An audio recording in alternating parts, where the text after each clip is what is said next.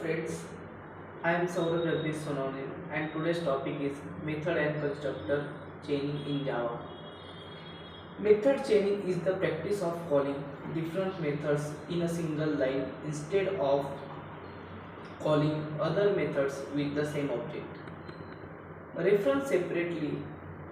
Under the procedure, we have to write the project reference one, then call the methods by separating them with dot. Then method chaining in Java is a common syntax to invoke multiple method calls in OOPs. Each method in chaining returns an object. It violates the need for intermediate variables.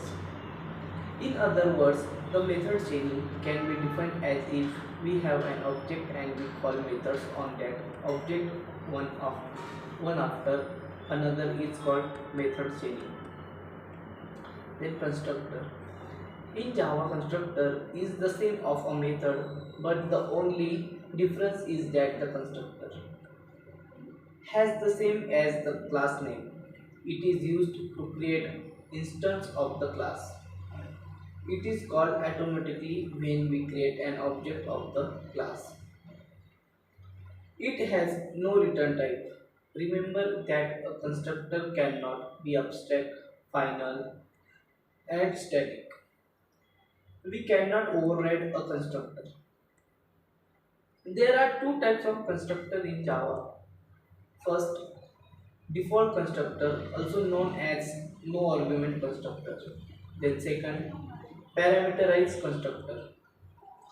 Constructor chaining is the process of calling one constructor from another constructor with respect to current object.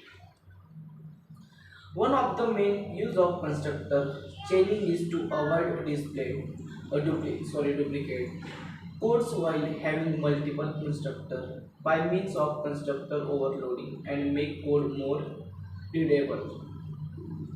Constructor chaining occurs through inheritance. A subclass constructor's task is to call superclass constructor first.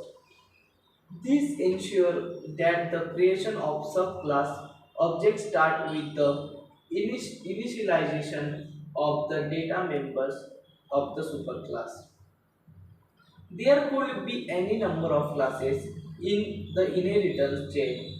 Every constructor calls up the chain tail. The class as the top is reached. Then we can have constructor chaining in two ways. First, within the same class, if the constructor belongs to the same class, we use this from the base. Then second, from the base class. If the constructor belongs to different classes, parent and child classes, we use the super keyword to call the constructor from the base class. Thank you so much.